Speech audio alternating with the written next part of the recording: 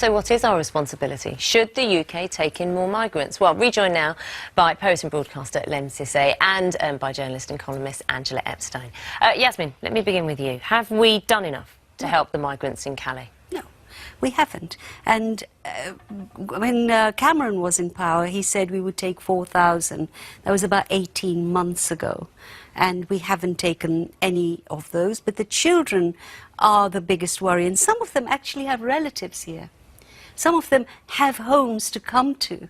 And many Syrians, I know, particularly Syrian families, have offered to foster these children. So I don't understand how we can sign up to a treaty which we're signed up to on, let's not talk about migrants, we're talking about refugees. People from Syria, most of them, well, we know they're refugees by the basic definition of what refugees are. Peter. We need to get them over. Peter, have we done enough? Well, they're not refugees by the basic definition of what refugees are, because they long ago reached a safe country in the shape of Turkey. What they became when they left Turkey and tried, quite reasonably, I don't in any way denigrate their ambitions to move to a more prosperous part of the world, but what they became when they left Turkey was migrants, and they seek to come here. Now, there are legal ways of coming to this country, and it involves applying for entry under legal forms, and you can do that, or you can go and set up an illegal camp in France and put moral pressure on states to let you in, let you in and let you jump the queue. This is unfair on the people who have gone through the process properly. What about the children, Peter? Sorry, Yasmin, let me just correct ask this. No, I'm sorry, I do have to contradict you. What about the children who are fleeing from Syria, who are fleeing from violence and persecution in their country, and they're in this camp, in the so-called jungle? Why are they there? Why are they? Because they fled. Why are they in this place, which is known to be dangerous and squalid and violent? So it's their fault. How did they get there? How did they get there? I think the thing is that look, anybody with a shred of humanity would weep bitterly at the sight of any child in particular, the most vulnerable in society, being in this desperate situation. And of course our knee-jerk moral response is that we have to help. But we have to have a managed response. Now, for example, there's a lot of talk about the comparisons with the Kindertransport, when the British government offered refuge to Jewish children fleeing during the Second World War. But even then, some kind of surety had to be offered either by private individuals or organisations to act as a guarantor for the children that came here. Now, these children were fleeing from desperate circumstances. Nobody is suggesting that children should be left to fend for themselves. And I agree with Peter. Turkey, or from where they come from Syria and beyond, is a very long way from Calais.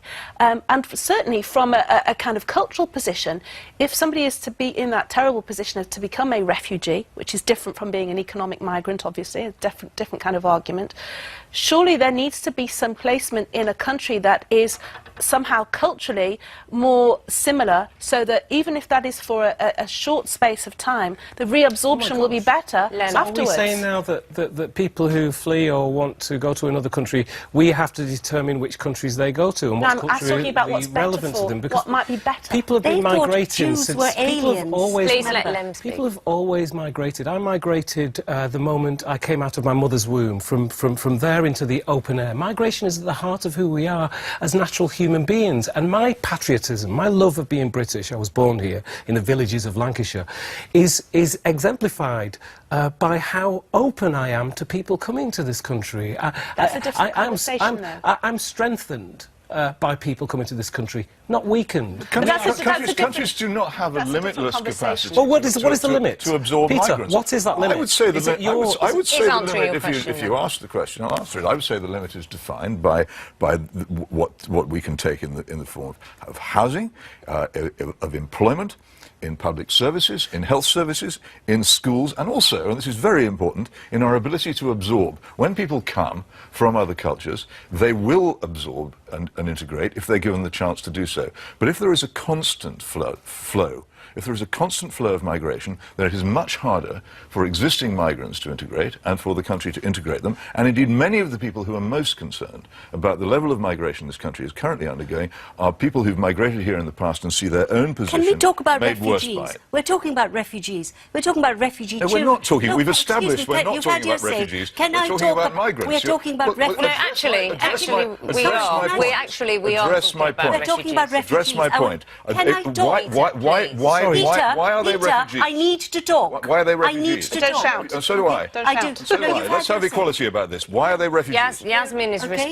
responding to I am the responding. issue of refugees. You're just repeating something which isn't true. More people, and actually when Jewish people came, let me remind you, all the papers said there were aliens. The word alien came into use when the Jewish people were coming Let's over. talk about okay, point. so the What's the refugees. point So you're when your making? cultural point, but No, those no, I are don't- refugees. you're those not making refugee any sense children, by saying that. We have You're not not, making any as Alf sense. Dubs has said consistently and persistently, we have not taken the refugees that we absolutely, as a European-wide, whether we're in the EU or not, absolutely have a responsibility to take. And the government especially has- to the take government children. has vowed and to they have take said yes, 20,000 and they from have Syria not taken them. by And 2020. that's the point. They have not taken them. But that's we are the breaking point. our word.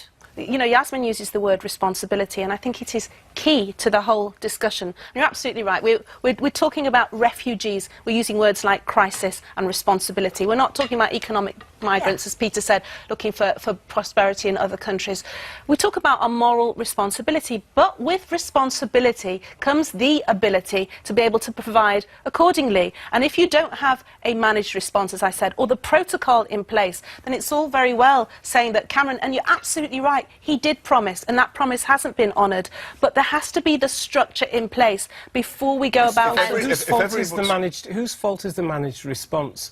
Like, if we have refugees come in here and there isn't a managed response, why are we blaming the refugees? And why are we not calling our... Absolutely. Why are we So blaming the calling our refugees? government to account, calling the education system to account, calling the children's services to account. Those are the people who we should be... Those are the places where we should be asking to provide people we for should those be people. blaming are, amongst other things, our own government, which is created by several unnecessary and so stupid now we get to wars. it. The conditions under which people are fleeing from Afghanistan, from Syria and Iraq, and also through Libya, where we destroyed the existing government. That there is a very heavy responsibility on our government and on those who supported the Okay, wars for that. But that's but they are not refugees once they have reached a safe country. Let's find out what our viewers are saying. We're talking about whether or not we're doing enough to help the migrants in Calais. You've been having reactions coming in as well. Tommy, I understand from all the other subjects we've been talking about this morning. You said it was going to be a meaty one. It has been, really has been. There's been lots of sympathy for immigrants as well, but lots of people saying, what kind of stretch is it going to be putting on the resources here in the UK? So should we take in more migrants? No, says Nicola.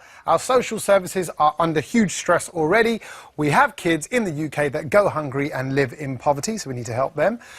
Billy says, yes, we have taken hardly in any migrants. Our country is partly responsible for the Iraq war, and this is one of the consequences. Elizabeth saying, of course we should take them in. They are children in need of stability. The question that needs to be asked is, what sort of people turn away children in desperate need? And Julie says, no, we shouldn't take in any more migrants. Our country has plenty of people who are born and bred here that need our help. Charity should begin at home. And finally, Robert says, can we all please put our stupid ignorance aside and just help these kids already? I'm sure something that Jasmine will agree with. Absolutely, Yasmin. I just want to pick up with you because France is a safe country. The Yes, children in Calais, they'd be safe there.